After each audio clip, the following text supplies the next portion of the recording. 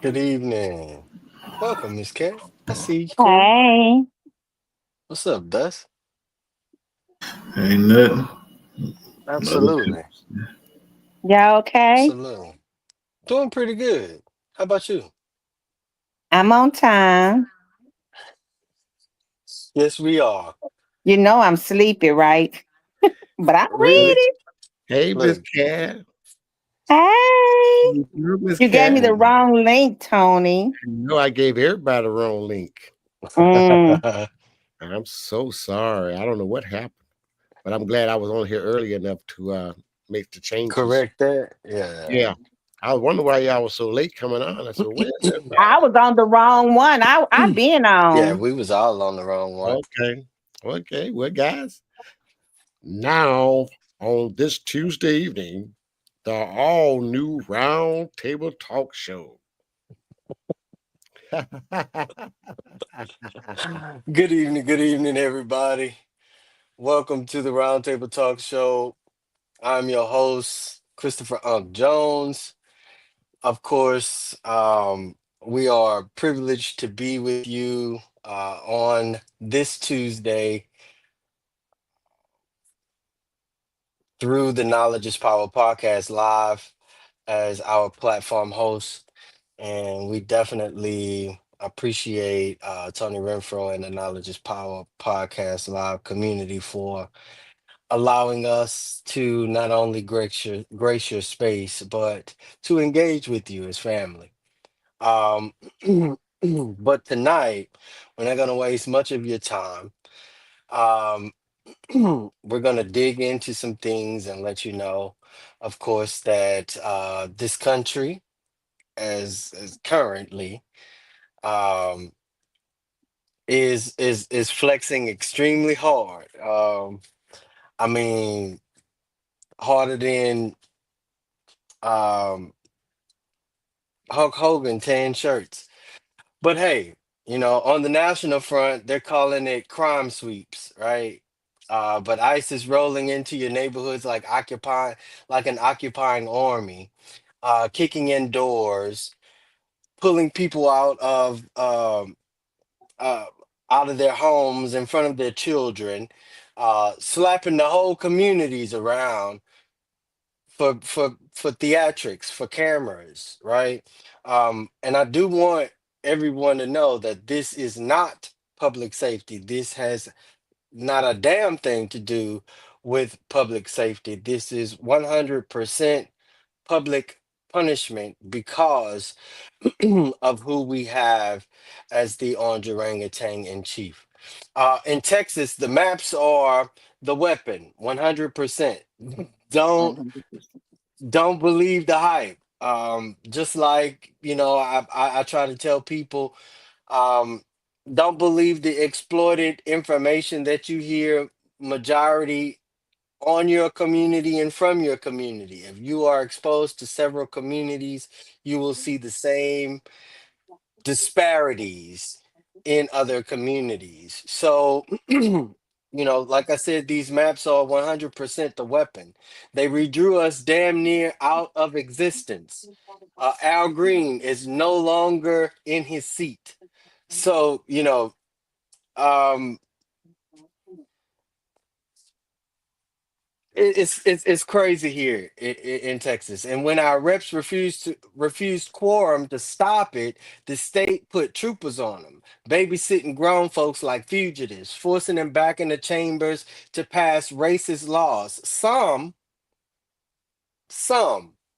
still said no, but some signed and folded is what we believe to be a fold. Um, that's the question we gotta ask though. Did did that move protect us or did that move hand us over? Right? Mm, mm, And right here at home, Beaumont's waving $264 million bond like it's a gift, mm. and it's not.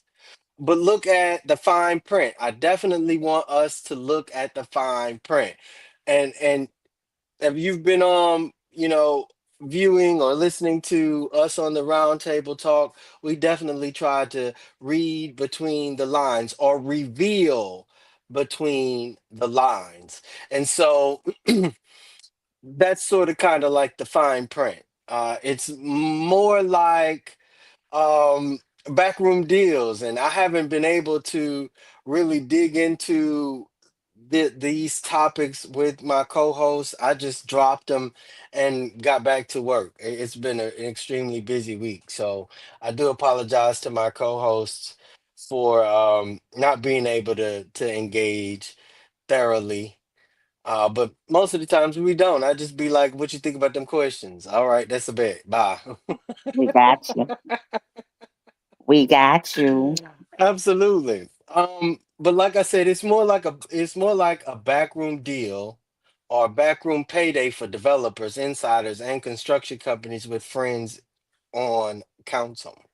Our schools are failing, our pipes are rotting or rotted, but they want to sell us new police stations and riverfront views. What the hell are we really voting on that has teeth, that does not necessarily take more out of our pocket as taxpayers here and business owners here and homeowners here, um, I mean just basic residents, whether you rent or you live in the bushes, you're still a resident, right?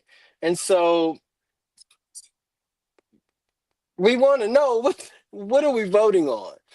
And of course, I'm not doing this alone.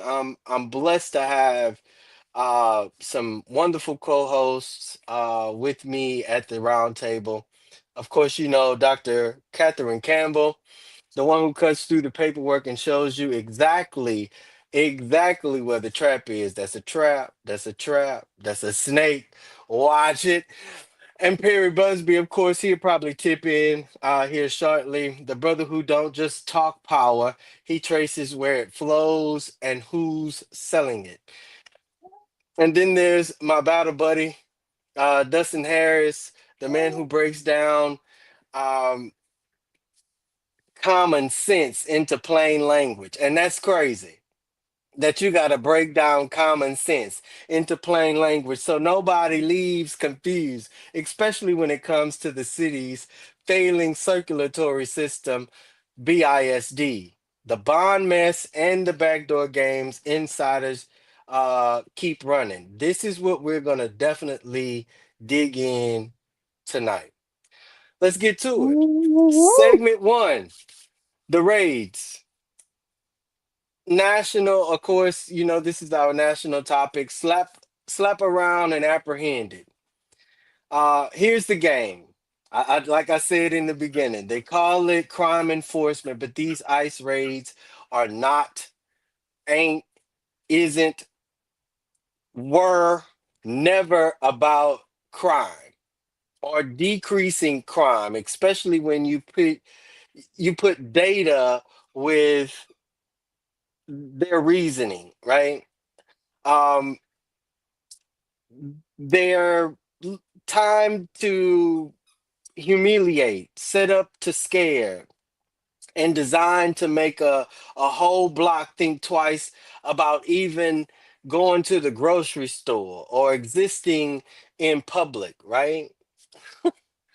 They hit it at dawn, like they hit at schools, they hit on paydays, they hit whenever on rainy days. And they're not just targeting immigrants. I do want us as civilians or citizens or residents of the United States to understand that they're not targeting immigrants. Black immigrants, especially, are in the crosshairs, or black communities, or in the crosshairs, the ground zero for a lot of these atrocities imposed on American citizens. They want to slap us around, make us watch, and then call it law and order. Mm, mm. Dr. Campbell, I know you gave me a text and I just saw it not too long ago about your power shot. Which one did you want to embrace differently? Oh, Or, not. I'm sorry, not the power shot, the flash points. But oh, I'm ready on all of my stuff. I'm ready, and okay, and so and the flash points too. I was about to say, you gonna respond on some of these flashpoints? I will if you like. I love it if you like. Absolutely. So, Dr. Campbell, why is crime the excuse? This is your shot. It's my And shot. this your shot. Shoot it How hard deep you too. want me to go? Because I got I it all. mean, I don't want you to be on the surface because that's just, that's like Okay. ointment. I need you to I'ma rub it all the to way in then. Here. yes, I was about to say deep tissue massage like you are like Trained you to are do. degreed to do. Exactly. Yes. Okay. So So why is crime the excuse? How does the world or that world hide the real intents of these raids? so Take your that's a shot. very, very sharp question, and I got a sharp answer for you. Okay. When government frames issues of immigration in terms of crime, it isn't Hmm. just a matter of a word choice, it's a deliberate shift in the narrative. Hmm. Here's what that language does and what it hides. It shifts focus from policy to fear. By Tell talking it. about crime, it stirs up fear and urgency. It Tell makes it. enforcement sound like protection against danger rather than a political choice about who belongs and who doesn't. It Hmm. covers up economic motives. Many immigration crackdowns are tied to labor control, deciding which workers can be exploited, at what wage, and under what conditions. By labeling it crime, the government hides that it's really about managing labor markets and keeping certain groups vulnerable. Hmm. It dehumanizes immigrants. Once Hmm. immigration is linked to crime, immigrants are cast as threats instead of neighbors, workers, Hmm. or families. That Hmm. language justifies harsher policing and detention while masking the fact that immigration violations are civil, not criminal. Hmm. It masks systemic choices. Calling it crime makes it sound like an individual moral failing, not a Hmm. result of laws written to exclude, displace, or exploit. It hides political choices behind border militarization, detention quotas, and or raids. And it legitimizes expanded policing by tying immigration enforcement to crime. Governments Hmm. justify giving police, ICE, and federal agencies more surveillance powers that often spill over to target Black, Brown, and poor communities broadly. In short, the crime frames the crime frame hides that immigration enforcement is really about control, labor, and race, not public safety, just as you Not said before. public safety. Hmm. Absolutely. Absolutely. Dustin, you ready for your shot? You on mute, brother. I sure am. You know, Awesome. Awesome. they call them ICE, they call them National Guard, they call them what they want. They ain't nothing but the new slave catchers. That's what they are. Dustin, paint the picture of a raid in real time. All How right, it so here, moves, who it hits, what the this, neighborhood feels this, the next morning. Like, break it down, especially this, from a military point of view. that's why I call them new slave catchers, because that's what they out here doing. That's how they out here operating. What is touted as the way of cleansing the U.S. of criminals turned into a free for all of anyone who isn't the right skin color. Right. All of the, Why? I mean, but, right. but all of this is truly a cover up over his pettiness of being lesser than one man. Is Barack Obama.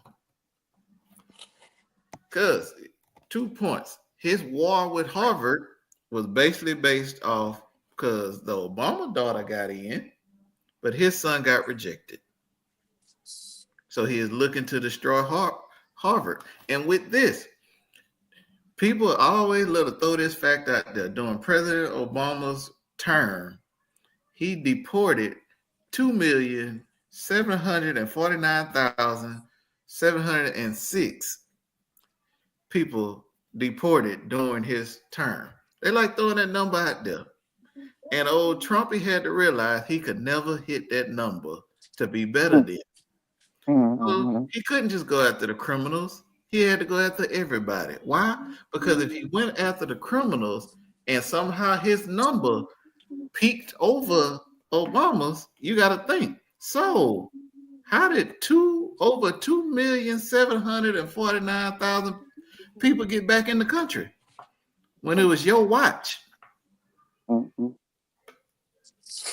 So now he going after that. He hitting schools up. He hitting courtrooms because he let one thing slip of what his actual goal was. When he said he want the inner city back into those field jobs. Now, who's considered the inner city in all these years? Oh, Destin. You know, they go by many names. African Americans, black folks, colored at one point, the Hey, I learned the Negro, other day, spear chunker. yeah, spell checker. Yeah, I did not know. I did. it's a bunch of names they like to slang out there, but they mean us. Wow. But the sad thing is, we ain't ever gonna do that again. Ever. Hmm, hmm. Well, hey, like Perry said sometimes, and Miss Cat said last week, sometimes them shots burn when they go down. So, oh man, Flashpoint for this particular topic goes to you, our listeners and our watchers. We definitely wanted to engage you on this, on this conversation. So let me know. Um, Are these raids really protecting anybody? I mean, anybody. Nope. Or are they just about keeping us in check, keeping us in fear, keeping us guessing, keeping us uncertain? I'll Put it in the say chat. Put it in the chat. Go ahead, respond, Miss Cat. raids don't protect people. They protect the system, the property, profit, and political control. They're staged to look like safety, but in reality, they keep workers vulnerable, communities fearful, and Hmm. power in the same hands. The short punch is Yes. raids don't defend us; they defend the system that feeds on our fear. Yep. Yep. Absolutely. Especially, especially if like you lived in a time where uh drug raids meant bombs from the sky, um you know or um crime crime raids were meant that you died in your sleep unarmed, you know um yeah, that's the trauma of our community and and of our people here. And so um they tried many a times to keep us in check, and again they have to go to weapons of mass destruction uh in order to do that, you know so I totally agree, Miss Cat. I totally agree. um these raids do nothing but try to keep us in fear. Dustin, you wanted to respond or no to the flashpoint? All right, that's a bet. Oh, you muted. Go ahead, what you said. Nah, I leave that to the chat. Roundtable question for this segment is: when the system uses raids to slap us down, what's our response? Like as a collective, what's our response? Do we fight in court? Do we fight in the streets? Or do we fight in the court and in the streets? Miss Cat, you have the floor. The counter is to turn fear into collective defense. I say every week about the collective community. I always talk Mm-hmm. about it, right? So we Mm-hmm. should organize rapid alerts, know your rights trainings, and Mm-hmm. visible solidarity. So raids lose their power to isolate. Public intimidation only works if people feel alone. Our Mm-hmm. protection comes from closing ranks, watching out for each other, and refusing to disappear in silence. The Mm-hmm. counterplay is collective shielding. Build networks so no one faces raids alone. That means rapid response hotlines, neighbors Mm-hmm. documenting and witnessing, know your rights training again, safe houses, and refusing to let fear isolate people. Fear works when we're scattered. Protection grows when the community closes ranks. In I totally really agree. short, when they raid to break us apart, we close ranks and neighbor watch, respond, and protect so no one stands alone. I totally agree. I totally agree. Dustin, you have the floor. I don't know the laws of every state I've ever lived in, but I do know the laws of Texas. Mm-hmm. And Texas has a very stringent one about trespassing. Mm, mm, So in Texas, criminal trespassing occurs when someone enters or remains on someone else's property without consent, knowing that entry is forbidden, be it you've walked past a trespassing sign, or I tell you verbally to leave my property. Mm-hmm. Mm-hmm. Now, there's a caveat that trespassing alone isn't enough to get you shot in Mm-hmm. Texas. Mm-hmm. But if you are preventing a federal crime from happening, you can shoot away. And guess what falls under the federal laws in Texas? Brandishing a firearm and kidnapping. Do with that what you will. mm, mm, mm. Oh my. Oh man, please do with that as you will. Um, I would say we don't pick one lane. We pick them all, right? I mean, like just be all over the street, almost swinging and banging, almost swinging, right? From one side to the next. Um, um,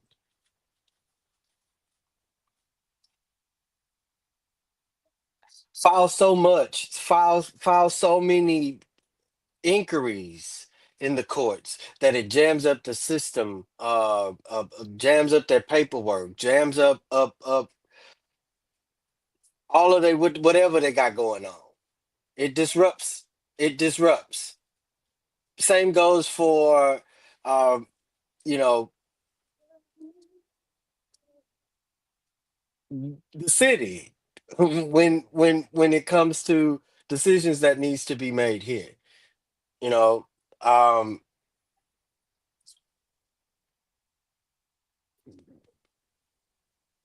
request the with this video with this camera.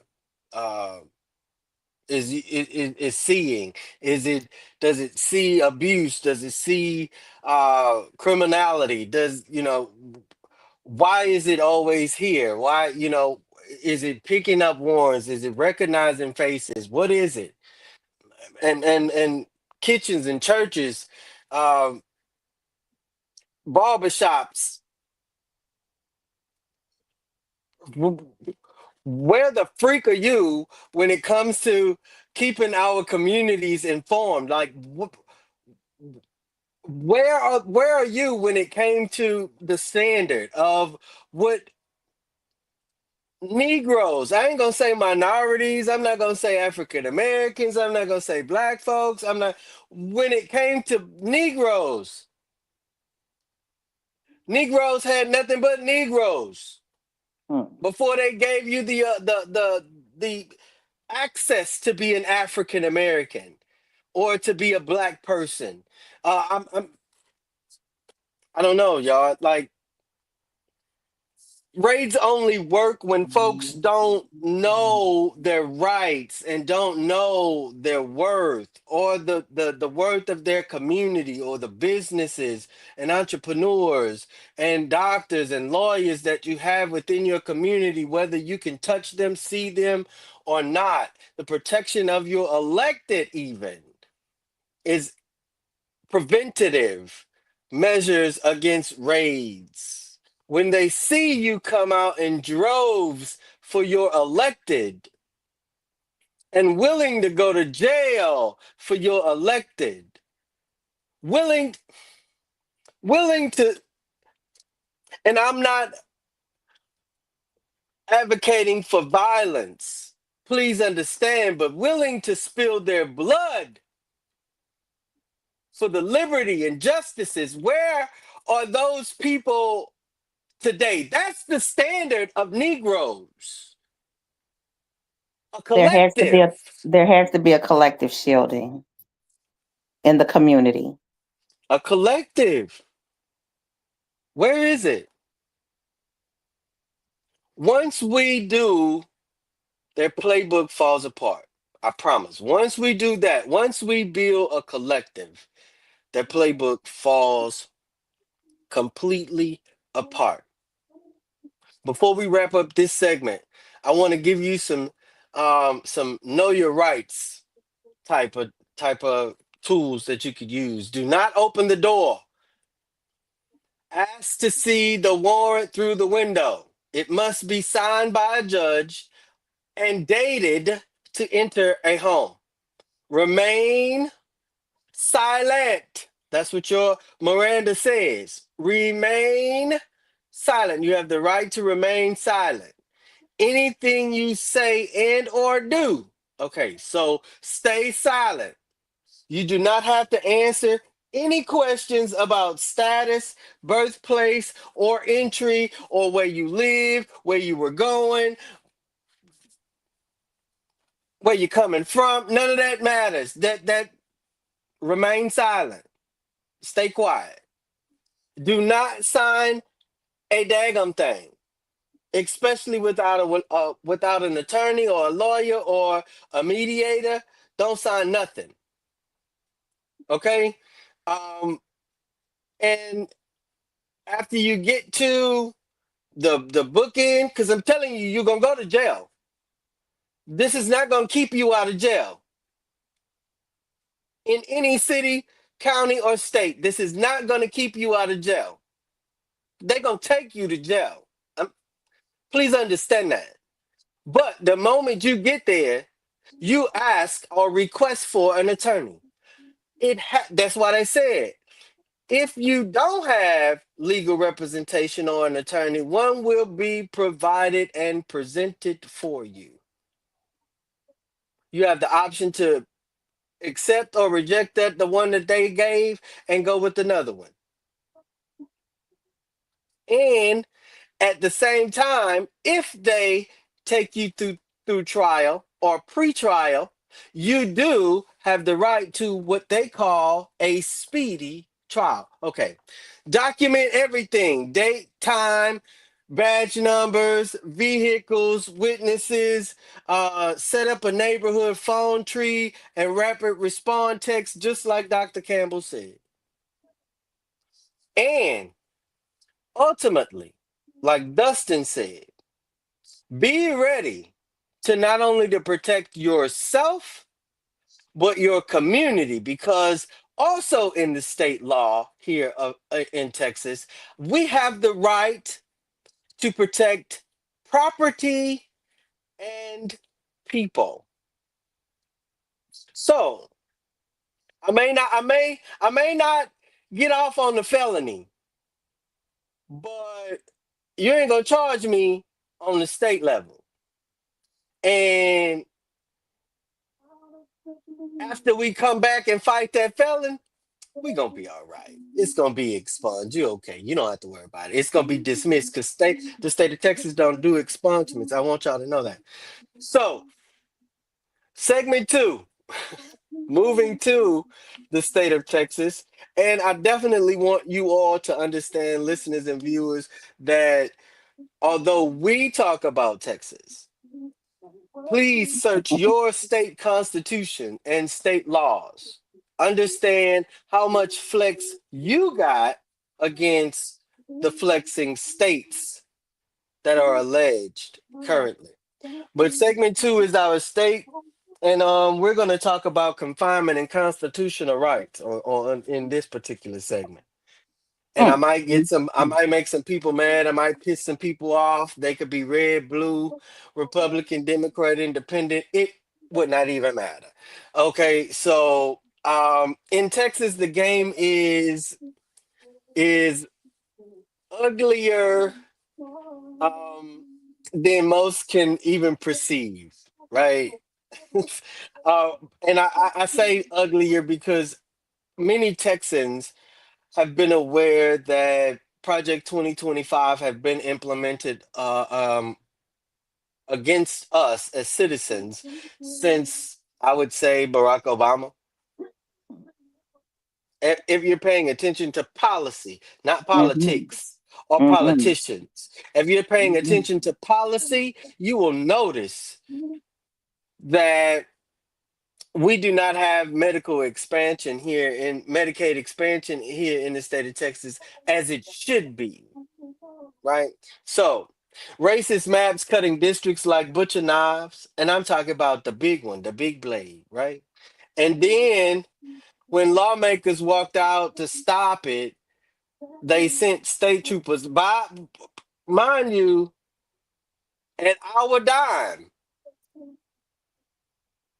We pay the state troopers. Y'all know that, right? mm. Okay, I just want y'all to know that.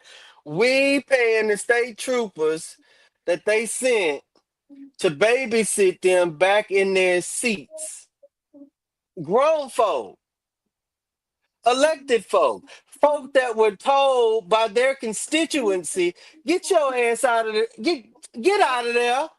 Go, girl, go to my cousin house in Chicago. Go to my cousin house in Baytown or Bayview, Virginia, or let's go to North Carolina. I'll take you to North Carolina. What you need a little extra change? Don't worry about how you gonna get it. Somebody gonna drop you off some cash. Don't worry about how you gonna get it. Don't worry about it. And it's not a political contribution. That's not it. I am contributing to you, the individual, not you, the elected. Especially at That's this right. particular point, because you are no longer in the state by my demand to represent me. So, guess what? Although I do have an elected representative, my demand to my elected representative is to represent me by not even showing up. So, think about it. Grown elected officials treated like hostages just for refusing to legitimize a rigged ass map. Mm, Just mm. to be out of the space of getting quorum, even though they know majority of, and if not all, the Democrats in the space was going to vote against it. You heard the numbers over the news, the representation that our elected body now has in the state of Texas. You heard the power or the percentage of the elected body that the Hispanic population now have in the state of Texas. And mind you all that the majority seats go to the Republican Party, or let's say the more relaxed urban communities that don't go vote. Because there's one thing you cannot do is draw a line and say you do not have no Negroes within that line. Because you're going to find us just like you're going to find a freaking house roach Everywhere. everywhere. So some held the line. I definitely appreciate those that held the line. Others signed the damn paper and came back, or came back and signed the paper. However, the process went, and then agreed to, being escorted for a week, 3 days, 3 weeks, until the next session comes about. So Waste, fraud, and abuse. wait, come on, Man, get out of my mouth. Get her off the show. Get her off the Not show. going anywhere, just like them roaches. Man, so we're going to talk about it because when they signed, did they just sign away our power too? I mean, that's the question that I have to ask. Look, Missy Marvin then popped up. What's going on, Perry? But You know what I would Good like to say? I evening. would Good I would evening. like to say before we go any further, kudos to Brad Raffensberg for not giving in Georgia when he was asked to find so many votes. Yeah. Yeah, wheelchair Willie had to give it up though, huh? yeah, yeah, yeah, yeah. Because we believe not only is he, you know, a supporter of the orange orangutan, but we also believe that he's indebted to him and many of the cronies, and so that was the big payback. Mm. So, you know, I'm glad you tipped in, Perry. You missed a hot first session. I mean, Yeah, I hate I did. I uh hate I did. we're on the second topic, and I'm glad y'all doing all right out there in that dust storm, in the dust bowl. I But that's know, right? Oh more yeah, northern from you, and I'm glad I had to call and check right. up on it myself. But yeah, I'm glad you made it in, man. We're just getting ready for, these shots. So go ahead, get your shot glass ready. All right. All right. It's a bit. Our power shots for this evening is definitely gonna rattle some cages, especially as it comes from my co-host. So that's just a precursor, and maybe even a disclaimer or a warning. Dustin, make it plain for the people. Make it plain for the people as best as I know you know how. How do these maps cut whole communities out of power? All right, base simple. This how it works. This how Texas was before the maps. The demographic of Texas: 40% white, 40% Hispanic, 13% black, 6% Asian, and 1% we don't know what you are. But the legislation of Texas is 62% white, 24% Hispanic, 9% black, 3% Mm. Asian, and 2% again, we have no idea what you are.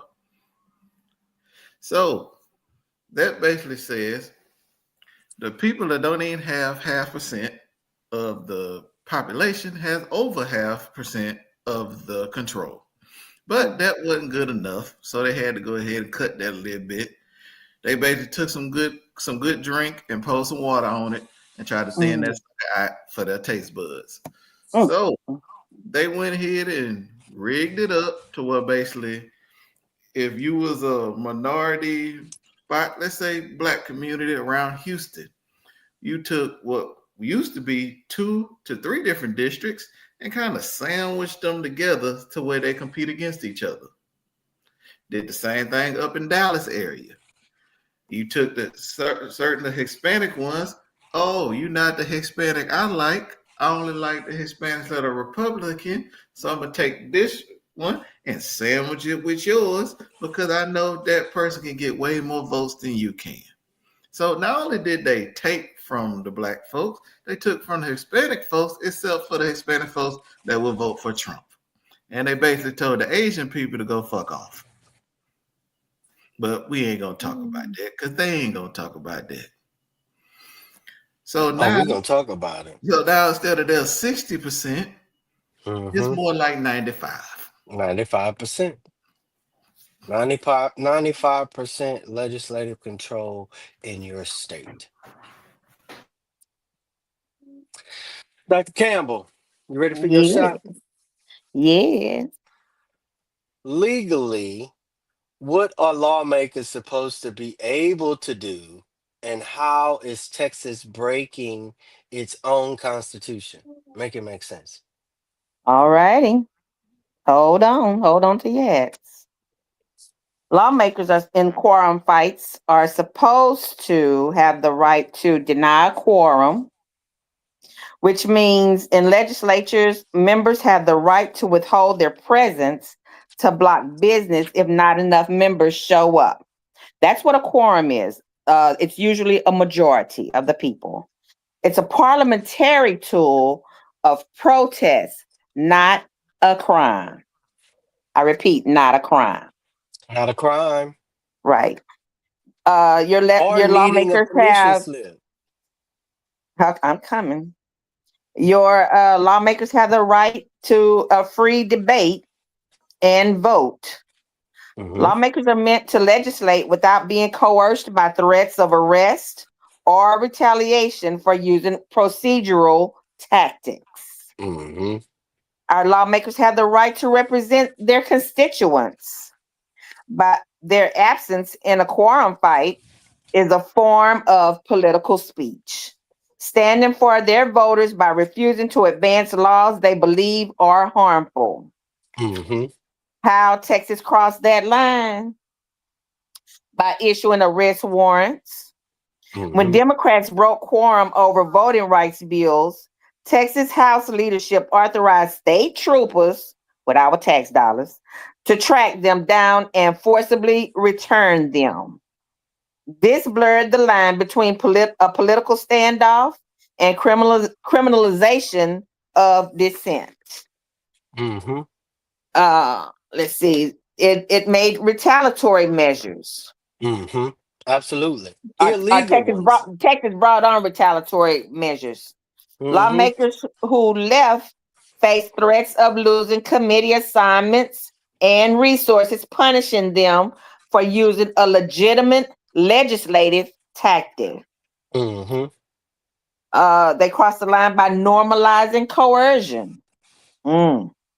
By turning quorum breaking into a law enforcement matter, Texas Hmm. shifted it from a political negotiation to an armed standoff, undermining the principle of legislative independence. Absolutely. In, mhm. In short, lawmakers are supposed to fight quorum battles with politics, persuasion, and procedure. Texas escalated it by calling in police power, crossing from legislative dispute to authoritarian style coercion. Hmm. Quorum fights are supposed to be political. When Texas sent troopers after lawmakers, it crossed the line into criminalizing dissent, which was totally wrong. 100% illegal. Illegal. That's against your own constitution. Correct. It makes sense. Thank you for making it make sense. I tried. Perry, ask it raw. Don't cut no corners. And I Straight to knew, the I mean, like, I knew this shot was gonna be one of the ones that, they drop into another concoction, but it's on fire before they drop it. This the kind of shot I want. I don't know what it's called. A blazing, I don't know. I want you to ask this question just as raw, or even answer this question just as raw as that shot, that kind of drink. Did the ones who come back came back to protect the people or betray the people? Let me know what you think. Um, As I thought about this, I went back in history, and there's a lot of quotes from Dr. King that people like to quote, especially to show their solidarity to some cause. If that's my black card, I'm down for the cause. But Dr. King said, one has not only a legal but a moral responsibility to obey Mm-hmm. just laws. Mm-hmm. Conversely, one has a moral responsibility to disobey unjust laws. Mm-hmm. And while that sounds good and sobering in this time, uh, that quote comes from the letters from a Birmingham jail. Mm-hmm. Um, Mm-hmm. uh, where I'm at with our leaders coming back was so much focus was given ultimately to the a harm that yet they've not yet faced. They face the allegations and the threats, and I don't take that lightly. Mm-hmm. None of us should take that lightly if we've not been Right. in that position where there are open threats and you are considering your loved ones and you are now in a fight that, for all intents and purposes, uh, you thought about, but you hadn't really considered yourself being in. And I can't say that Dr. King thought, was any more aware of what could be. I mean, he knew, but it's one thing to face it. What have we given up? I still go back to what you and Justin said a few weeks ago, and that is there are no standards. Mm. I mean, what we would expect from a leader, not that we expect our leaders to go to jail, but we got leaders whining at fine while quoting Dr. King, who wrote it from jail.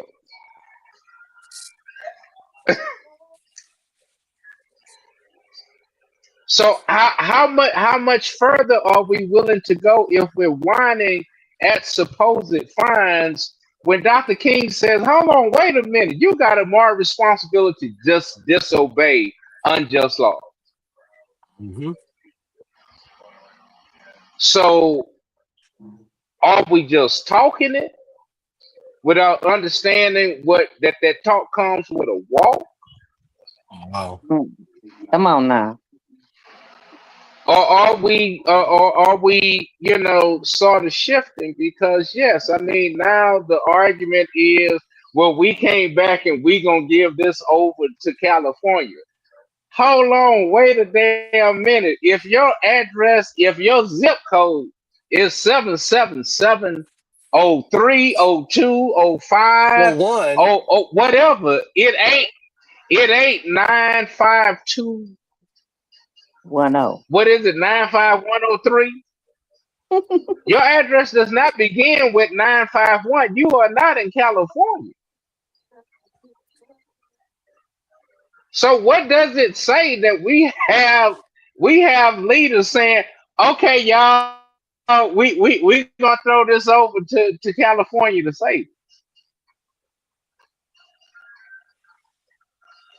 Hopefully. We in a we're in a new place, Very new place. and we Very new need to place. decide what we gonna do in this place. if we gonna settle in this place or if we gonna move from this place. But this, I mean, we've got some reckoning to do. Hmm. I mean, and when you have your leaders,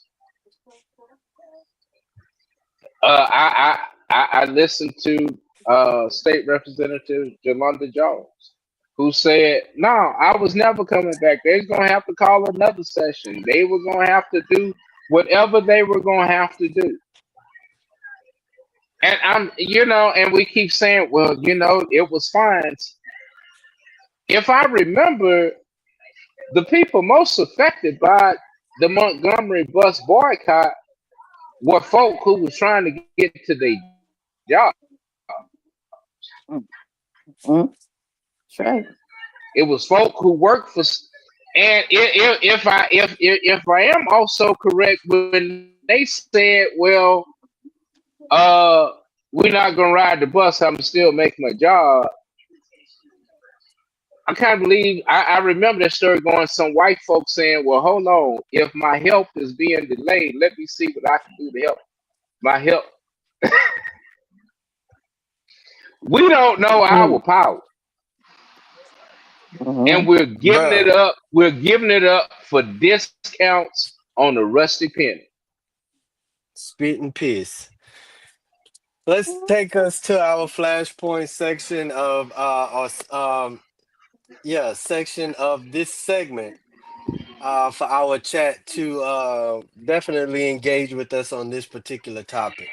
If lawmakers can still be stalked or be stalked, and I like still be because this brings me to a time of reconstruction. So, if lawmakers can still be stalked and forced into chambers, what chance do we have as regular people, whether you pay attention to politics or not?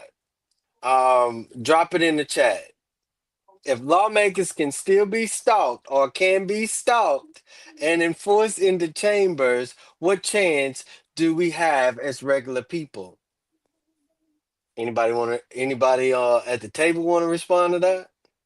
If lawmakers are locked in, then the people are locked out. Period. I'm just saying. Period. Period. Period. Um, know your rights. Especially for this particular segment or topic for Texas or Texans or anybody else that's going through a gerrymandered redistricting map, right? Request draft maps, shape files, precinct splits, and add emails under the Public Information Act. Build a record, racially polarized voting analysis, turnout data, community testimony, evidence for Section 2 challenges of the Public Information Act, and even submit citizen drawn maps and written objections into the official record, hearing, or clerk. Send that to your representatives even till this day, even with the maps on the desk of the Hot Wheels to be signed, you can still. I'm just saying. Um, our roundtable question for this particular topic is: if your representative or our representative can be caged, what does real resistance look like for the rest of us? Do we still play their game or do we set up a new one?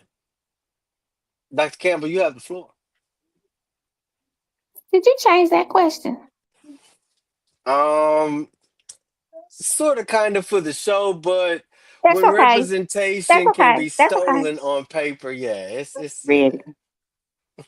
When maps erase us, we've really got two lanes. Inside, keep fighting their rules through courts, elections, and pressure, or outside, build power that doesn't depend on their maps at all. Mm-hmm. neighborhood councils, mutual aid, community defense, parallel institutions. The truth is, we probably need both. Push back inside so we're not erased completely while building outside so we can't Mm-hmm. be erased at all. Mm-hmm. Mm-hmm. I totally agree. Especially, especially with them drawing maps in between spaces, right? Or Right. drawing lines rather in between spaces, or even thinking that because, like Dustin said, you mentioned these districts, that we're not going to show up and show out or encourage those to show up and show out and control their government. Now what you have done for a lot of people like me is created competition and some of the best business and relationships, or relationships of competition. So, Perry, you have the floor.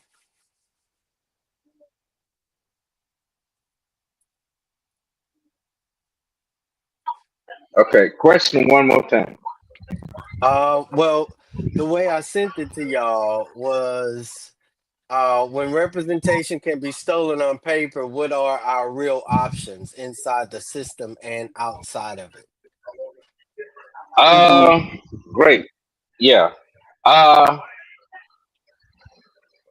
our response should be uh is to turn in. We see now. Uh, a few months ago, we saw this administration dismantle or subvert the Bureau of Labor Statistics. Today, we got news that Doge has released a trove of Social Security information out into the wild of the internet, as well as a number of other issues, including voting machines, voting registrations, things that we are accustomed to. Mhm. And the one thing that we better count on coming into this election, since there has already been fomented uh, uh, and projected talk that this could be the last election in some sense, or at least the last sense of a quasi democratic election. Mhm. It's incumbent upon us to really know our precincts now and to really know that data, because regardless to what they know, they don't Mhm. have ground intelligence. Mhm. Mhm. And if we begin to understand what we do bring to the table and begin to turn that around, and I mean really quickly, Mhm. uh, uh, then we as a friend of mine said, spiritually we need to recognize that we are at the cusp of an end of an era. Mhm. And whether that is the post civil rights era Mhm. or this new, we really need to begin to take some looks inward, and that's what I'm saying. We really need to do some self inventory and to begin to re-energize those things, those parts of our community that has sustained us. Because this PSYOP campaign has really had an effect, uh, Bruh, really on our community. bruh, I promise. I promise. Dustin, you have the floor. Well, basically, do what they're allowing you to still do. Because if you pay attention to the maps, they only really affect presidential elections. They leave a lot of wiggle room underneath it. Because Senate, and they're gonna be what they are. The Congress, they're gonna be what they are. But everything underneath, which includes wheelchair spot. Night. Good night. Including wheelchair spot is up for grabs. So Good night. We We out was Good having not supposed to fun. say night. good night. Good night, John Boy.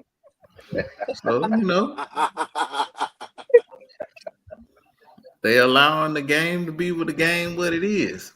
They not Yeah. paying attention that everything from the governor down is still free grab.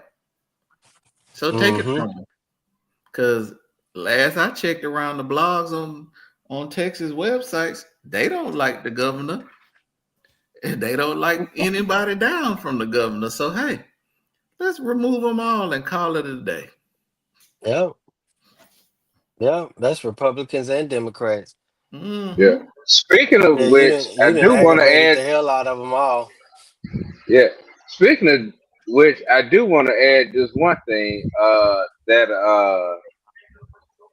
State Representative Vince Perez said regarding these maps, and it was a theory that I had proposed some while ago, and he was saying that based on the current maps, it will take 445,000 white residents to secure a member of Congress. In comparison to, it's going to take 1.4 million Latinos and 2 million blacks to secure the same. And when you break down the math, it says that basically it's going to that it blacks will now represent 1/5 of one white vote.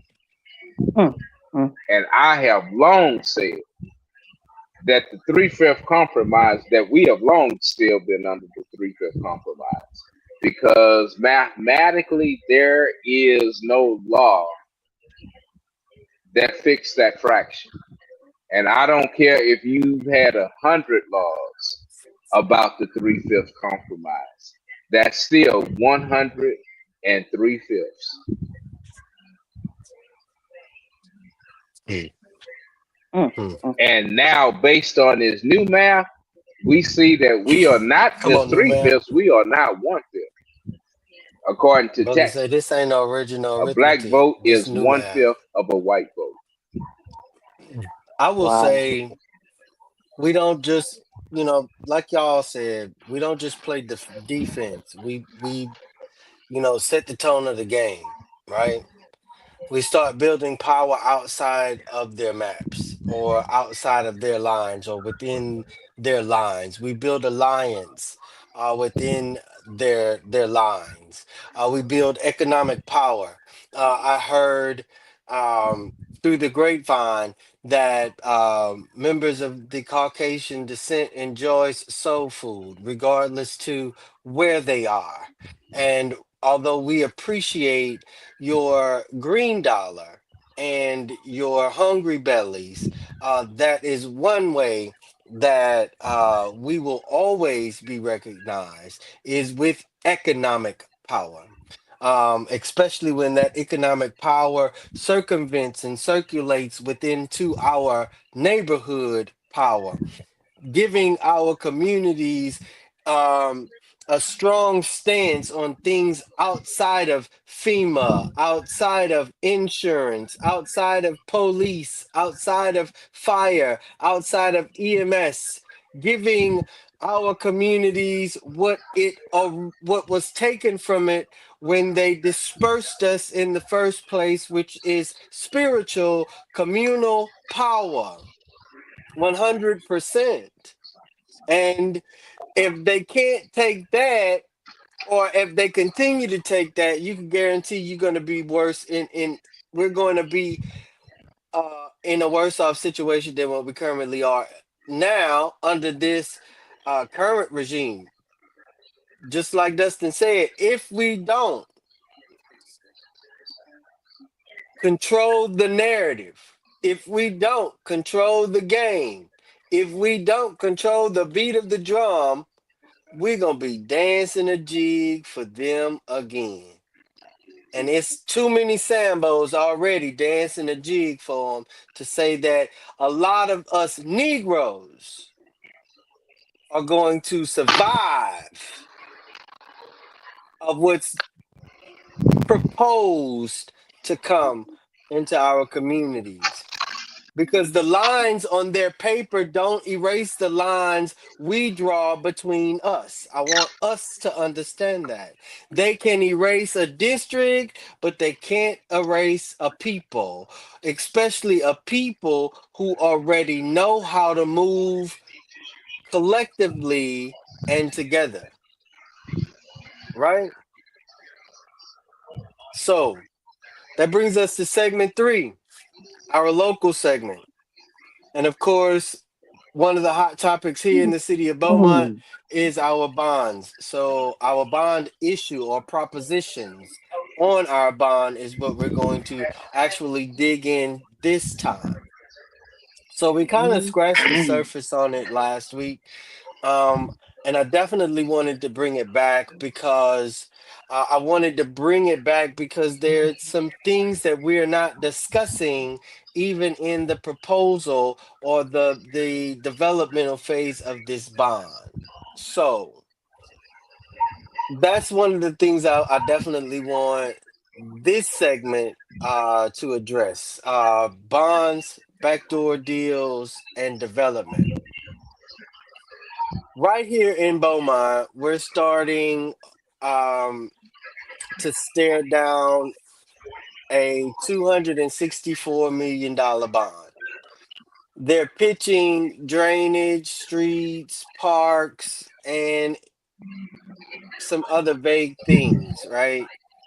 Um, but it's vague as hell about which neighborhoods get fixed about um, their infrastructure, especially history tells us from the past bond that you neglected Negro communities um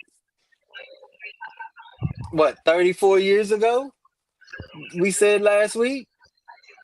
34 years ago, um I wasn't even in Beaumont. I was probably 3. And when I moved to Beaumont, um it was an underpass or yeah, it was an underpass and Railroad Avenue. Um, Duce used to cross all the way over and Huh? turn into Carly. What you want? Um, uh, but the infrastructure, get this, y'all. The infrastructure in my neighborhood is so outdated that we still have the old Mm. clay brick uh sewer manholes. We're not the only one. The North Mm. End Mm. also Mm. has the clay brick sewer manholes. There are they and we as the South End aren't the only one. South Park, sections of South Park have, I didn't say all of it, just sections of South Park. Especially before you get to the illustrious Marlboro Lamar University. Those areas have old infrastructure, clay sewer manholes, avenues. Mm. Um, Mm. Mm. those communities also have clay um, sewer manholes or even smaller storm drain pipes under the ground, right?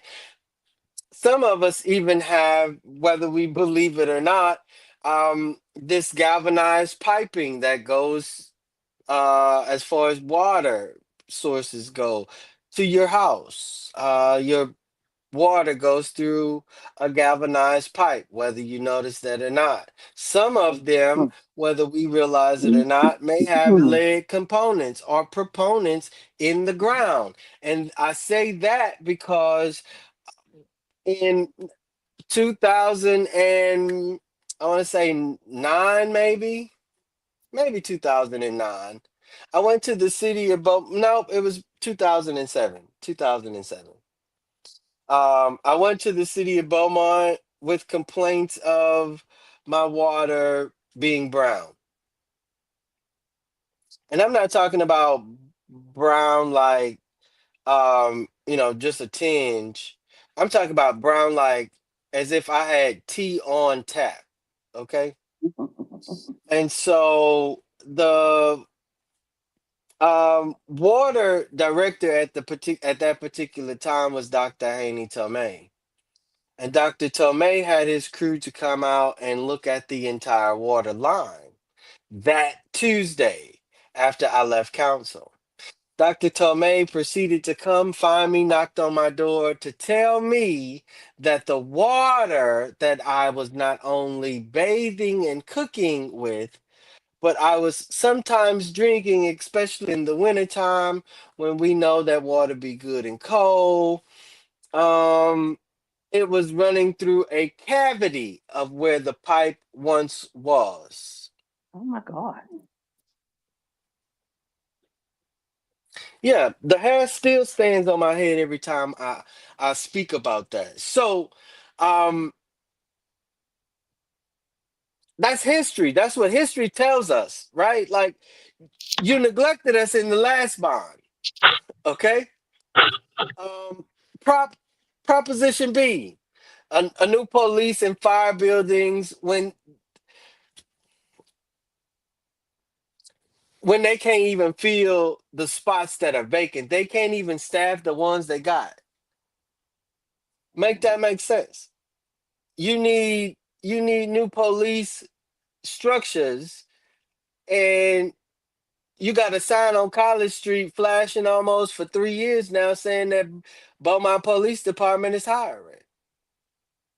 And those individuals, especially homegrown individuals that may look like me, may look like Perry, may look like Miss Cat, may look like Destin, may look like the host of this show, or the platform host of this show. We get told, oh, well, you can't pass the PT test or you test positive on a drug screening. Make it make sense. Why the fuck would we go to a police department and apply for a job application knowing that it's the freaking police department testing positive? Man, make that make sense. Proposition C says athletics and parks when schools are failing, and BISD is about to face an entire state takeover. Not the first time, but There again. you go. Y'all remember what that was like the first time? The circulatory system of the city. The circulatory system of the city. Prop B ain't said a damn thing about increasing skills and trades in complement partnership with BISD to embolden its population for the jobs that's allegedly available for us. Make that make sense. Proposition D and Proposition E calls for riverfront and parkway extensions. Developers gift while black neighborhoods still flood every time it rains or can't flush every time it rains. And I say black neighborhoods because the majority population of this city is what? So you cannot go anywhere without finding a Negro roach. And don't miss this. Please don't miss this. Past bonds skipped upgrading the underground infrastructure in black neighborhoods. And this one doesn't promise it either. There is no earmarks to say, oh, this goes specifically on the east side of the city. You touching on that Plus, flashpoint, huh? put, put Cause I plus got it, baby. no real requirements for black contractors, local Mm. hires, or equity in who gets to work, right? But you can guarantee it. I'm gonna push this bond. You can bet insiders and ex council members, yeah, I said it, with construction ties will eat first. Yeah, I said it. Mhm. I said it. And if you Said what he mad, said. call me and let me know you mad. He said Or what he better said. yet, next Tuesday, get on this show and prove us wrong. Because a lot of what is in this bond is a known term in politics as pork. There is no substance in this bond, with the exception of Proposition A, which then now brings us to our shots. Perry Busby, you ready for your shot, bro? Yes, sir. Awesome. Show us how vague language makes this bond a blank check for developers and insiders. Particular, Uh, particular developers and insiders, not just anyone. Go ahead. well, I You have mean, the shot.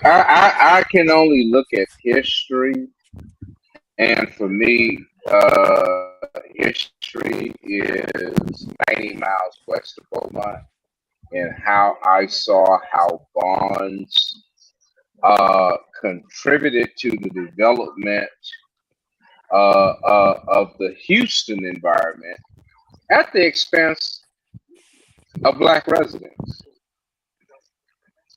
Uh, Not saying that Beaumont is not smarter than Houston, but again, Beaumont was listed as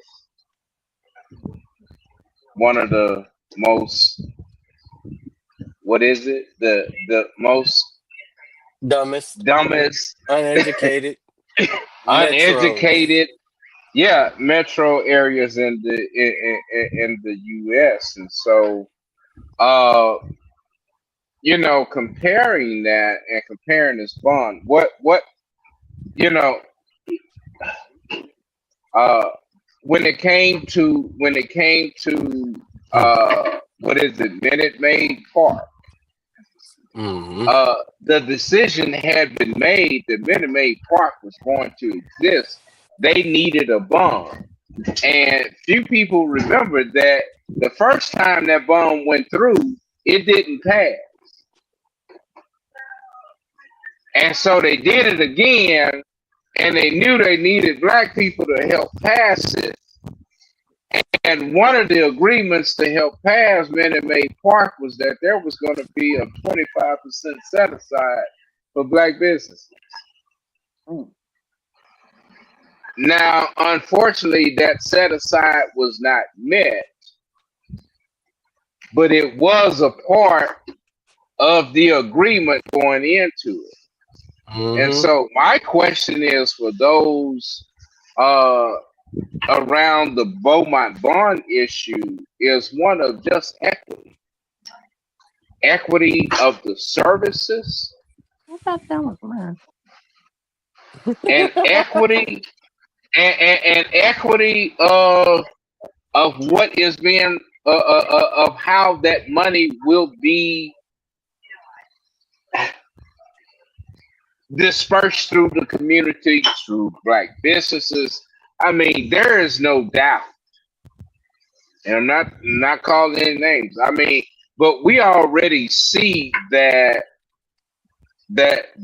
Republicans and white gold miners have already put their chips into play because they know that no development in Beaumont is not going to take place without any white hands being involved.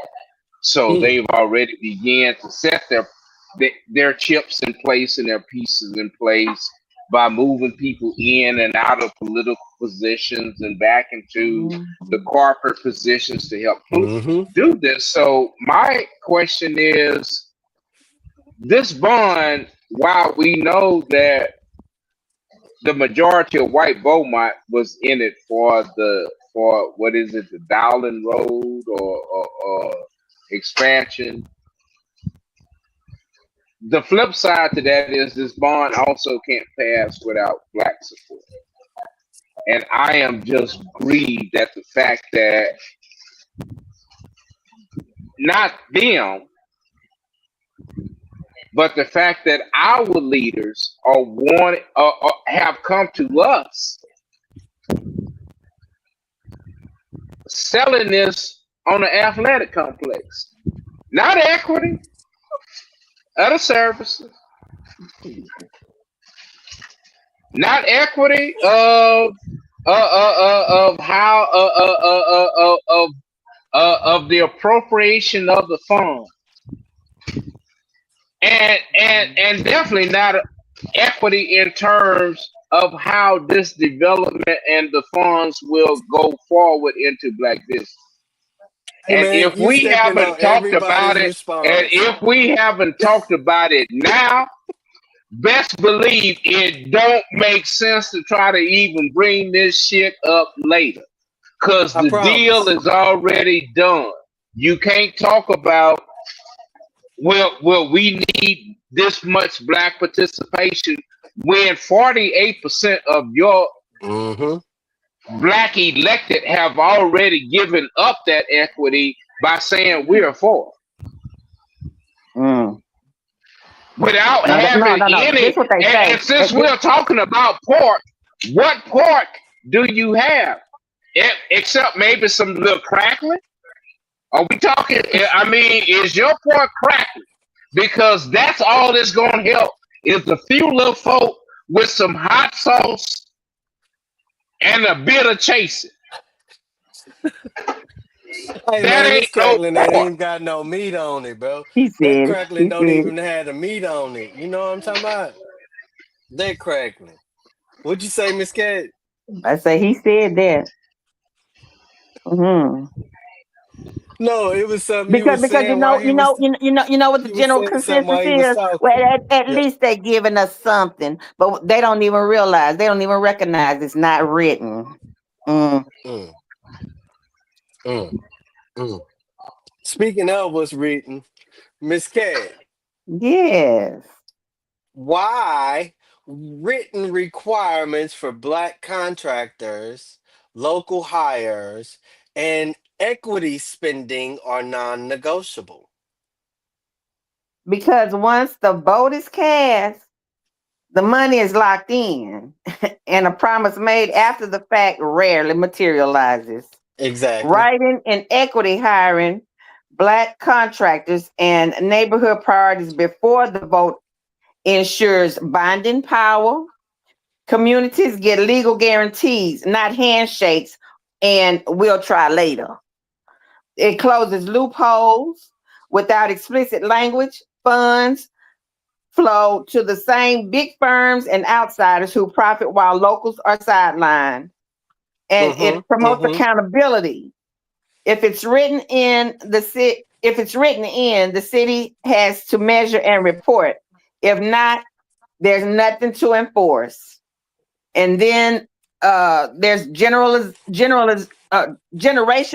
impact. These projects shape wealth, jobs, and neighborhoods for decades.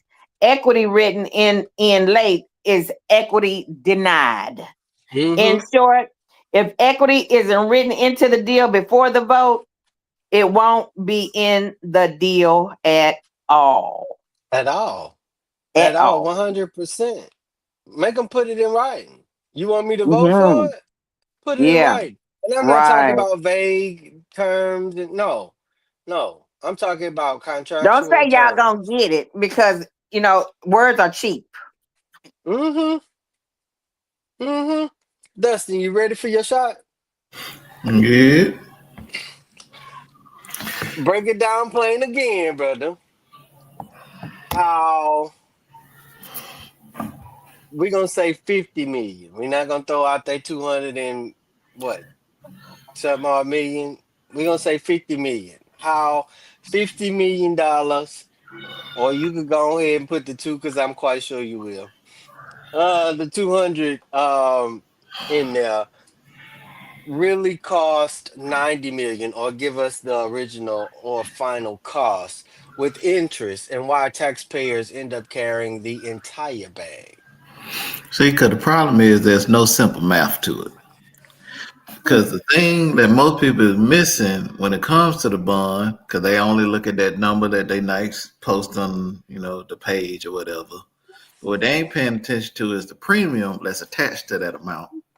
Basically, Mhm. premium, interest, those type of dilly wops for people that easier to follow along.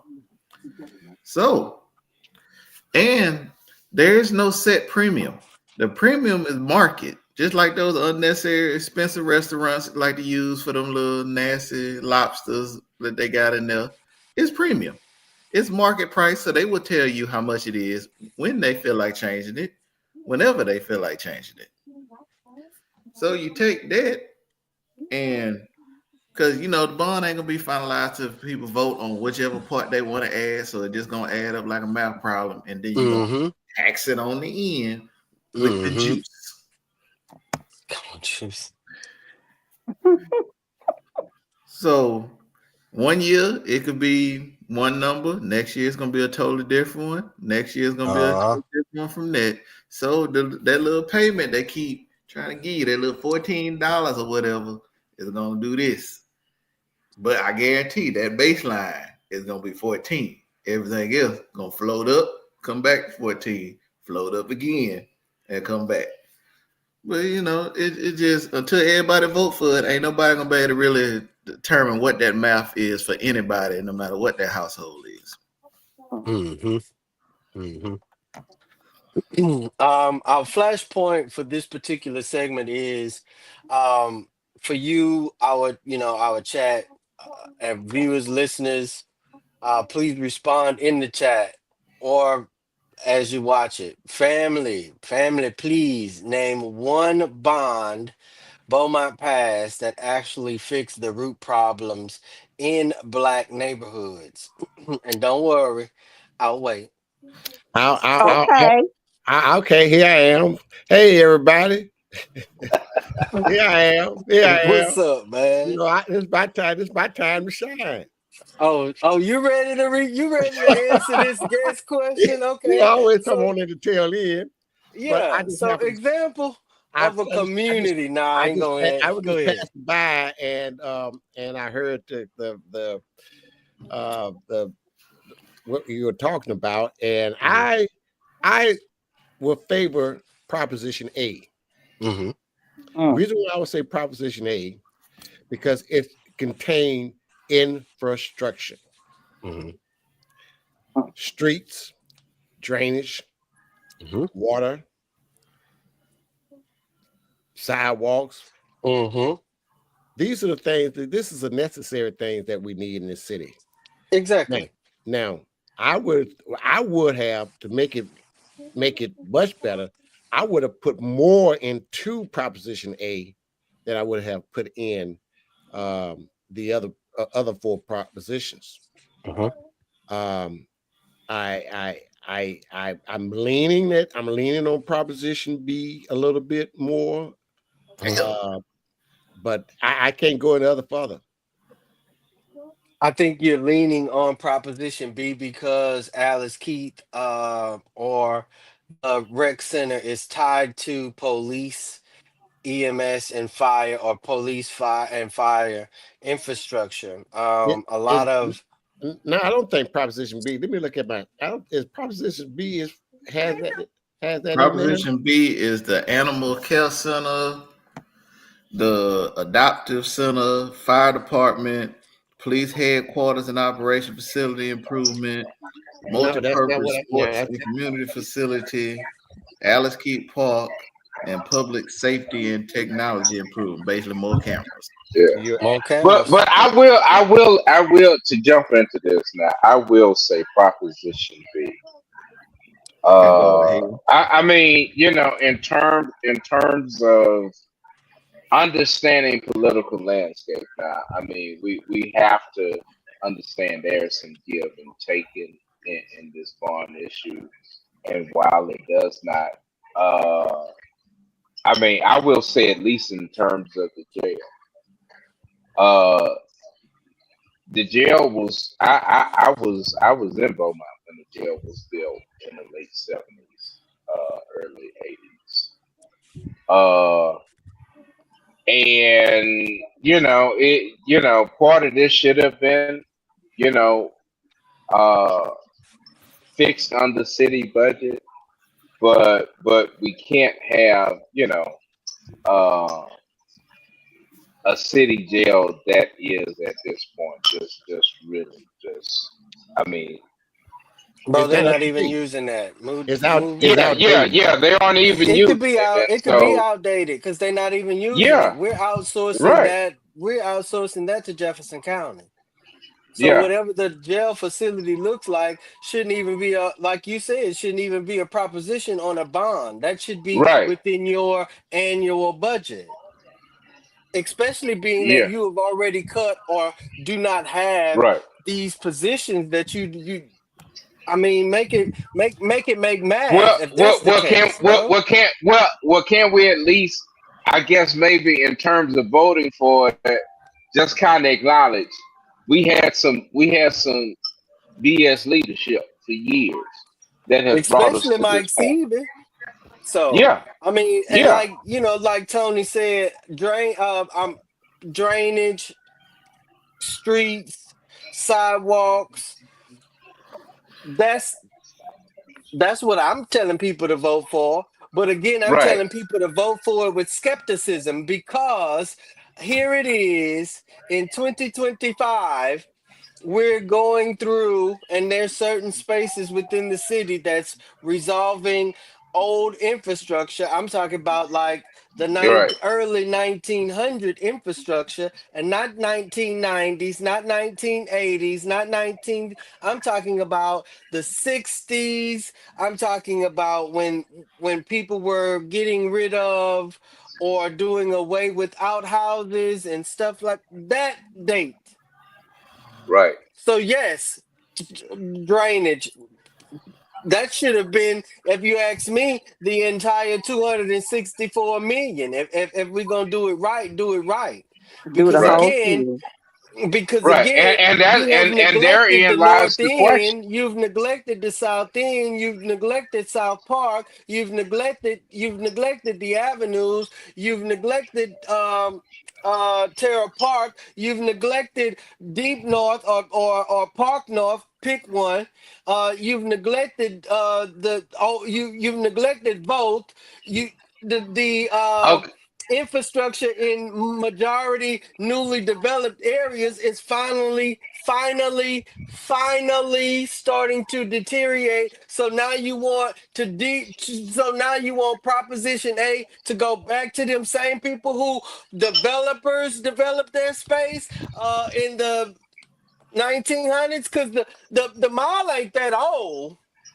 Chris, Chris, Which brings us and back to I, flashpoint number Chris, 3. Chris, I do ask this with all respect. Have we, with regard to Proposition 8, do we know the details of Nope. Proposition 8?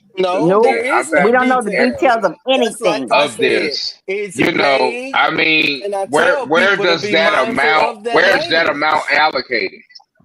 They don't know yet. So how can Where you is it allocate a budget allocated? if you don't know where it's going? How can you develop a bond without allocating where these things go? It's a blanket And statement. and then they ask us, and then they push us, hey, you should vote for this bond. Why? It don't show my name. My name ain't on there. My street name ain't on there. My Well, zip then code that's ain't where on I go. there. Which again brings us back to flashpoint number 3. I'm so anxious. So, Dr. Campbell, you want to answer flashpoint number 3? I do. Go ahead, run it. Okay. Case in point. So the flashpoint is name a Name one neighborhood bond. Yeah, that didn't yeah, get the money that they were yeah. promised, right? Exactly. Exactly. So Charlton Pollard and Pear Orchard additions. Charlton Pollard, a historic black neighborhood founded in 1869, and Pear Orchard, another long-standing predominantly black area, have seen funding come through, but the outcomes tell a different story. Charlton Pollard suffers from persistent infrastructure neglect and limited residential and business development, even after decades of promises. Decades of promises. Access to health care remains minimal, and built environment continues to suffer. Pear Orchard is still a food desert with decaying housing and no real investments in recreational amenities or community services. Facts. These neighborhoods show how money can be allocated without meaningful change. Funds flow, but deliverables don't. Why? This one is different. The Cartwright edition. Y'all know where that is, right? Yes. Uh-huh. By contrast, the Cartwright edition, another historic black neighborhood, stands out for its tangible progress. Locally led revitalization. Diamond Homes, led by a developer who grew up in the neighborhood, is rebuilding by renovating empty lots and creating quality, affordable homes with character. Custom cabinets, built-in units, interesting built-in touches, and tasteful details that residents are proud to own. Hmm. Community ownership and vision. This effort isn't just about construction, it's rooted in community values. Cast down your bucket where you are, and personal investments in neighborhood revival. The bottom line, Charlton Pollard and Pear Orchard got funds, but no real upgrades. The infrastructure, services, and vibrancy never materialized. Cartwright Edition, on the other hand, is thriving because community rooted leadership, local accountability, and smart design turned investments into real visible change. So the conclusion is we can't simply trust that money means progress. We need accountable local leadership and genuine community involvement to make change stick. I Charlton totally Pollard and agree. Pear Archer got money, but never saw upgrades. Streets still crumble, stores never came, and promises vanished. Why trust this new deal unless equity, black contractors, and neighborhood priorities are written in from the start and we can see them? Yep. I totally agree. I totally agree. It's too vague for me as an advocate in my community to say, "Oh yeah, let's go vote for this bond." Right? It's extremely too vague. We have We've to stop heard. settling for, oh, at least we gonna get a little something. No. Right. I mean, like, we know that they have desires to design a Dowling Road extension. All the bond says is, and I'll read, drainage and streets, Hmm. Where? police, fire, community facilities, parks, athletics, riverfront parkway extension. Yeah, I'm just asking, where are our best horse traders? we Because ain't got that's what none. this is about. We ain't got none. We ain't got none. We don't have none. And I'm being honest. This know your rights. You can demand the full project list, cost, tax, impacts, and everything's before you vote. You could ask the same questions that we was like, oh. You could ask those same questions. File open records for contractor lists, equity spending, and prior bond audits. especially the prior bond audit. To pay it out was nice, but where did that money go? Where did that money go? Push for minority women business owners, where they are local, higher requirements to be written into law before approval or into the bond before approval, like Miss Cat said. So that's your know your rights. The roundtable question for this particular segment is when the city asks us to vote yes on debt. As y'all remember last week, we brought debt back brought debt into your face and showed you how it hinders. So when the city asks us to vote yes on debt, what's really worth the debt? And and what's just backdoor deals dressed up as progress? Dr. Campbell, you have the floor. Here's a clear frame that you can use. Say yes to debt if it delivers direct, guaranteed benefits to the people. Neighborhood infrastructure, safe streets, drainage, lighting, so forth. Affordable housing built by local contractors. Mm-hmm. Schools, clinics, and public Mm-hmm. spaces the community actually uses, and written commitments to equity, jobs, and measurable accountability. You can say yes to all of that.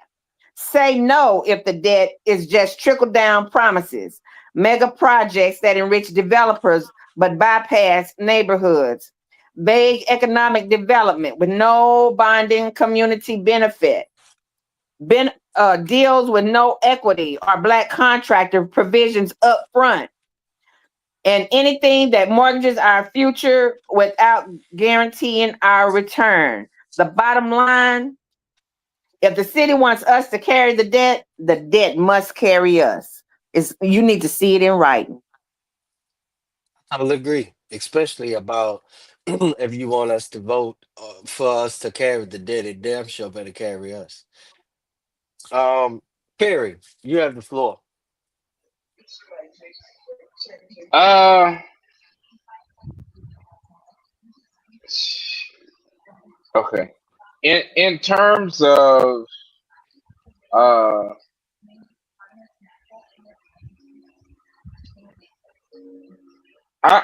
I'm still back to the point that we have an issue uh that is really brewing among us that I understand that we tend to not understand, and that is the disruption of secure data in terms of who we are, who you are, Chris Jones. Uh, Coming into this political process, we now have instances where if we aren't keeping track of who we are digitally, it's going to impact outcomes because we have already proved that we will accept outcomes even though they seem outrageous. So, And I'm saying it is outrageous. I was looking today at the race in Virginia, and the only things that the media is now subscribing to is giving you the latest red light to chase, because we're in this cycle now where entertainment, I mean, if we believe that knowledge is power, and people are now trying to find something that no one else is on to. I mean, we get into this little whole circular thing about. what is power. And my thing is, we got to get back to basics because we caught up in this whole. I mean, I know it sounds somewhat sci-fi, but it took Walter. Oh God, forgot his name. Uh, but if we don't look at sci-fi and, and Afrofuturism as our future, one of the things that Walter Mosley said about Star Wars when Star Wars came out in the 1970s, and it became a instant success. But the one thing that you didn't see in that first Star Wars was black people. Hmm. Hmm. Hmm. I You so you you you you you saw Lando come later. And that was because, again, when you begin to look at the future without black people,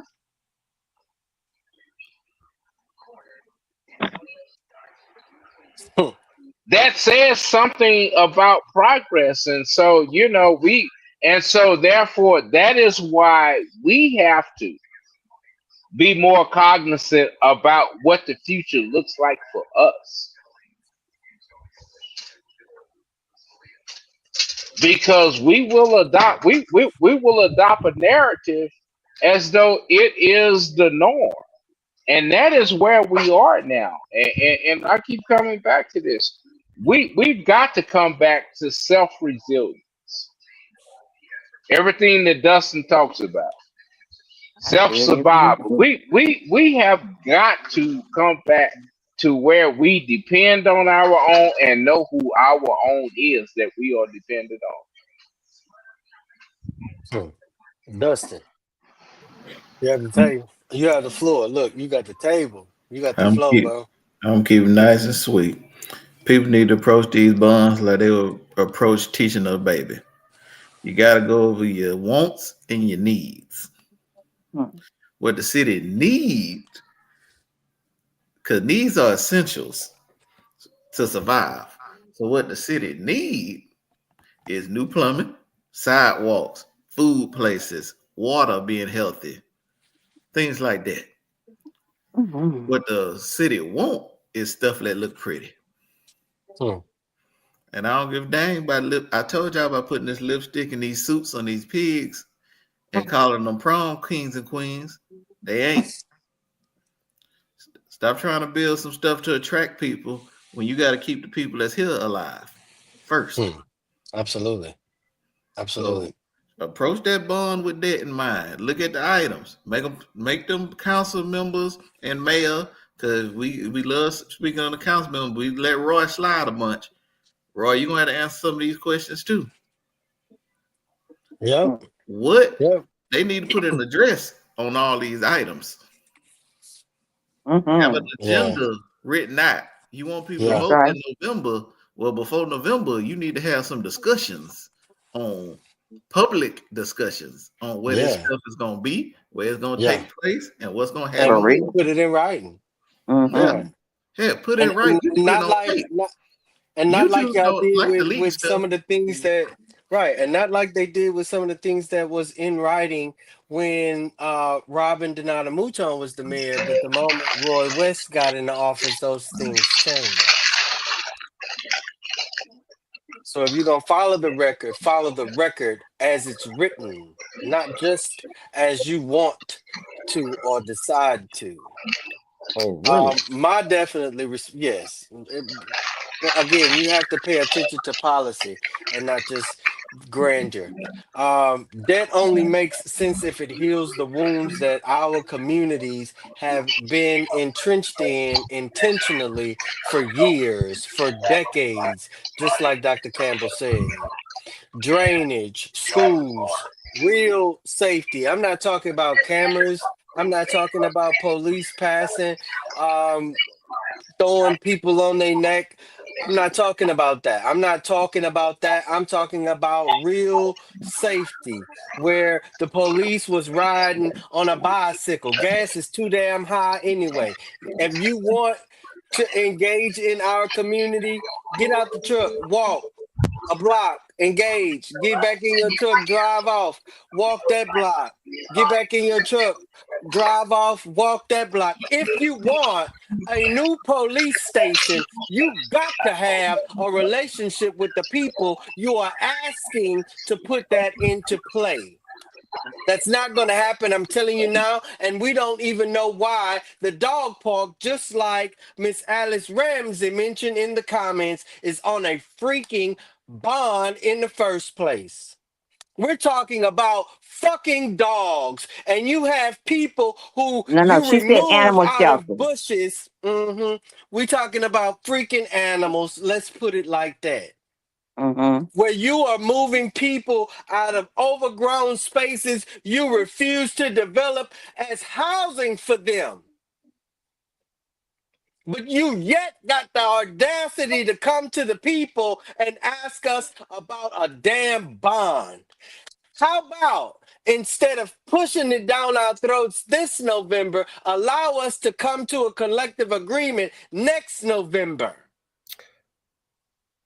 But then again, like I said, it's vague.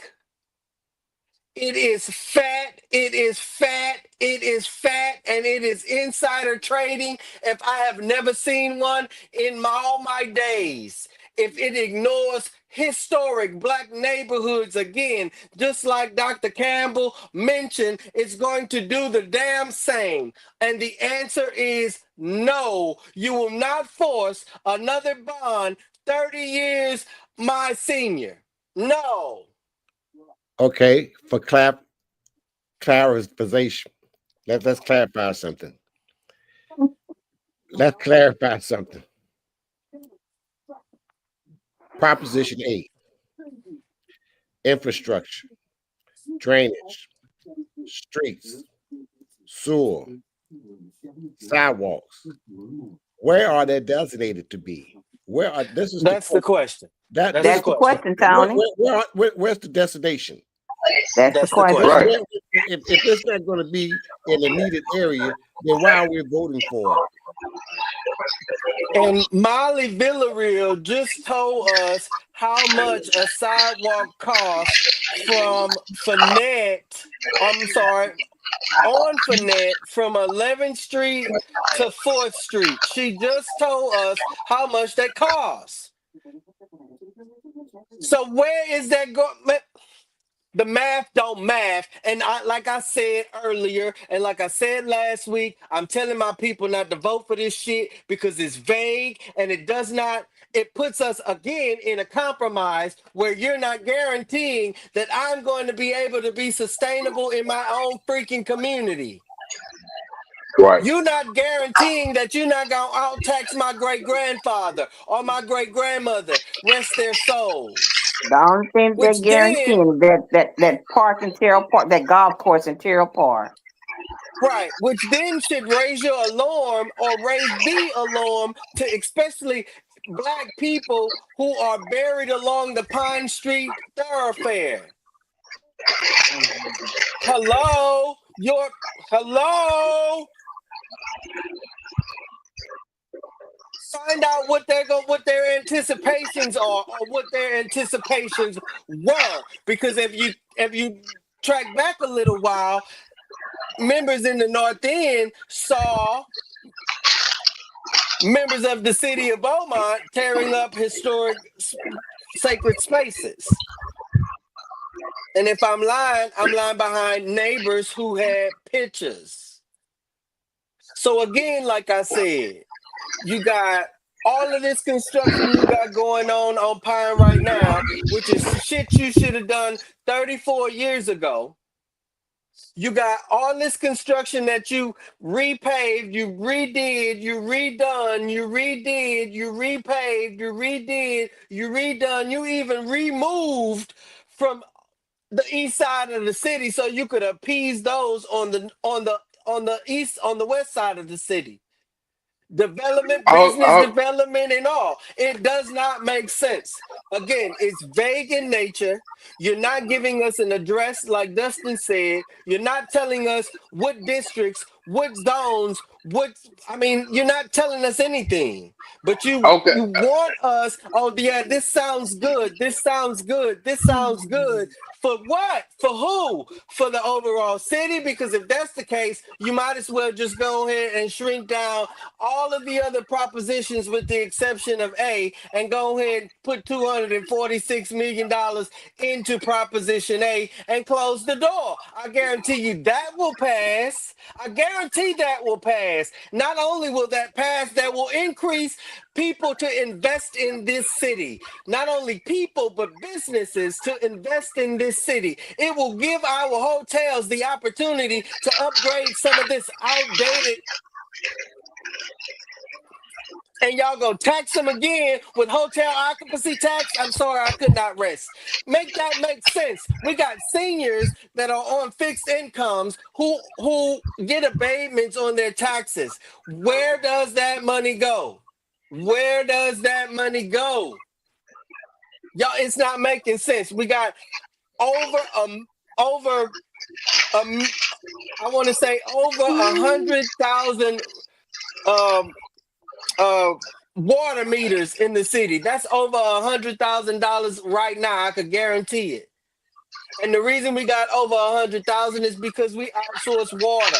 But in a little while, I don't know if y'all are environmentally inclined, but in a little while, you're gonna need to have some type of desalinization process on your water. The lovely taste y'all have and the discoloration that y'all enjoy, that is a fact.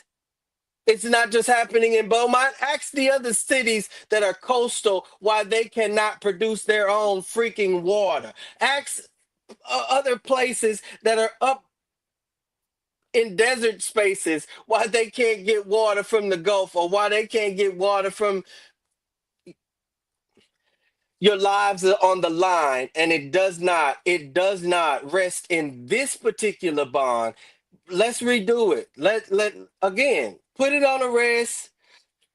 Let's come back next November. Let's come back next November and vote on a bond that's beneficial, equitable, and I mean efficient for the city and citizens of Beaumont. Go ahead. Uh, and I guess this is a kind of silly question, but how can you allocate a budget for infrastructure if you haven't outlined what that infrastructure is? Uh, which leads further to say, okay, well, if we gave, if we pick some, if the logic was to pick some number, then again, where is the equity in terms of the parts of the city that needs the most help? Or And the parts so of the with city that and voted so for the with bond I in the mean first place and got and so neglected. I posed that question to the elected leader, to the members that were on the bond committee who said they represented these communities, to come in and justify that. Don't just say, well, we need this. What did you agree to? Hmm, If hmm, we're going to talk about transparency, if we're going to talk about accountability, hmm, don't just say that people are talking against the advancement of what's needed for Beaumont if you can't provide just some of the baseline, you know, okay, here's what we agreed to. Now, brothers and sisters, dearly beloved, if you say, y'all, we agreed to this, but we really didn't hammer it out, again, transparency is helpful because now we know what we have to deal with. And But to convey say, to the but to community. ask, right? Because they're not But the to only ones ask, that's in this. We as community leaders have to try to shove this same bullshit down or make it make sense to other people that's in our community, that's within our uh, networks, that's within our investments. And right, it's not making sense to us. and on top of that, let us just now at least acknowledge that the $15 minimum, by the time this comes about, it's going to be about $22, if not 27, 20. Yeah, $27. It's gonna be $27. right. I'm telling you now, with the cost of services, with the cost of just like Dustin said, with the market being as uncertain that it is. And Yes, it is. I love to play in the stock market. So I know how volatile the basic stock market is, let alone currencies, exchanges, and commodities. Hello, I'm a business owner that works in development. I'm telling you, this 246 million is going to be at least. I'm telling y'all, by the time we get finished, it's gonna be at least like $800, 800,000, 800. 800,000, eight Yeah, hundred thousand, $800 million, $8,800,000, 8,800,000. That's it right there. So you might as well say 8.5.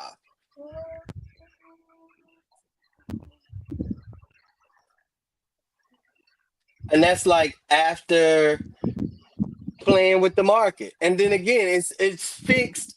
It's fixed, y'all. It even if the cost of things go below that, it's fixed. We're gonna always be taxed at $29 or $27. I'm telling you, it's going in order for the city to be fruitful in this, it's going to have to be $27 per 100. And I mean, like, they believe that we got it because per capita, we're larger than Houston. But that's per capita, y'all. That's because we spend more. Don't allow them to to catch your rainy day funds. Don't allow that. Don't do that. Don't do that. The state of Texas is holding on whops of money and looking at cities fail every freaking day. Looking at districts fail every freaking day. And if you waiting on a handout, if you are anticipating on a handout, you are sadly freaking mistaken in the state of Texas and damn near look like in the city of Beaumont. Let's go for our closing words. Dr. Campbell, can you give us something that's going to close us out for the week? I'm just going to reiterate the points that we've already brought out. If they want our votes, our labor, our debt, they owe us more than promises. Real equity must be written in, enforced, and delivered, or we walk away. Absolutely. Period. Give us something for the rest of the week. know your worth and know your value. Just that simple. Know your worth, Absolutely. know your value. Absolutely. Dustin, what we Word got of for the the work week. for the rest of the week? Word of the week on Miss Cat? Word of the week. Well, about that time. Let's see, get my notes together. Well, the word of the week, well, phrase of the week, dishes of the week, whatever you want to call it. We're Yeah. going over DEI. Mm. DEI stands for diversity, equity, and inclusion. Yes, sir.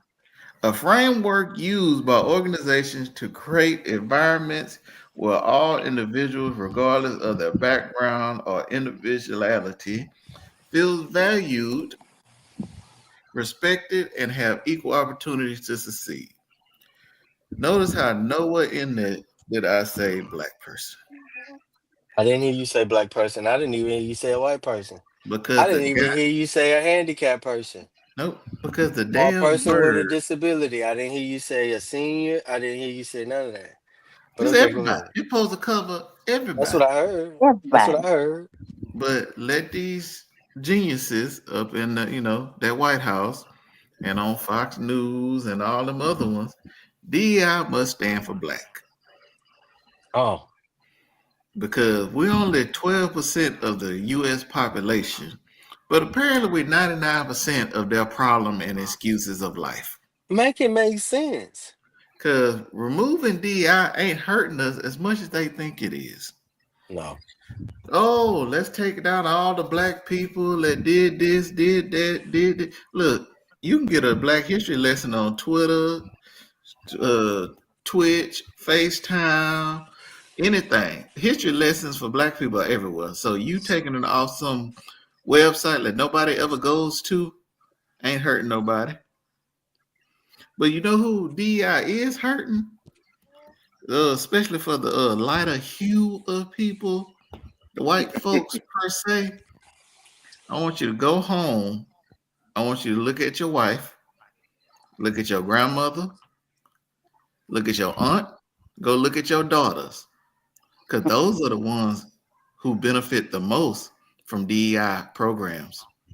And that's who you are cutting their legs out from under them. Red, yellow, Yeah. black, or white. You right. Yeah. Have fun with that. Keep using it as if it mean black. Ain't gonna hurt us. No, we just gonna come out with some t-shirts and mock you about it anyway. So, it's the time of that one.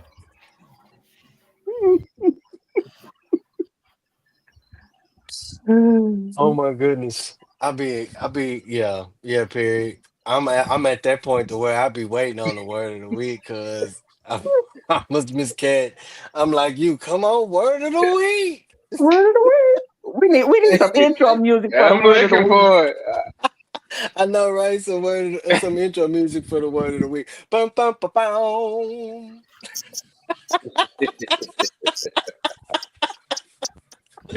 No, I definitely want to thank all of our listeners and viewers and watchers on this evening. I'll run through some of the comments or some of the people actually that were available. Miss Kathy Wingate, thank you for tuning in. Miss Annie Horn, thank you for tuning in. Miss Regina Gordon, good evening to you, Queen. Thank you for tuning in. Let's see who else was in here. Terry, what's up, big bro? Terry Roy was Big definitely bro, up in Terry, here. happy birthday, Terry. I was about to say happy birthday, big bro. Y'all missed Miss mine Lillian, last Monday. happy belated birthday, Queen. Thank you. I've turned 61. Come on. Yeah. youngster, youngster. Good Yeah. evening, Miss Lillian Brown. Thank you for tuning in. Thank you so much, Miss Alice Ramsey, for tuning in. I think she was on Twitch from the look of it. From the looks of it, I definitely want to, shout y'all out. Share the live, share the recorded version of this. Again, we enjoy you all your participation and your engagement. But tonight we talked about raids, we talked about maps, and we talked about local bonds. Different plays, some definitely some playbooks keep us humiliated, keep us confined, keep us paying the bill, right? But we got choices. I definitely thank my co-host for allowing us to know that we do have choices. I thank, our platform hosts for even engaging and pushing the narrative about bringing this topic to the forefront, or these topics rather to the forefront. Um, we can prepare, we can resist, we can demand equity, and we can start building outside of their traps. Our ancestors paid for us to be here, not to fold, but to fight. Mhm. So I definitely want you all to remember to stay prayed up, stay prayed up, stay prayed up. And thank y'all for listening and watching. God bless y'all. Good night. Good night.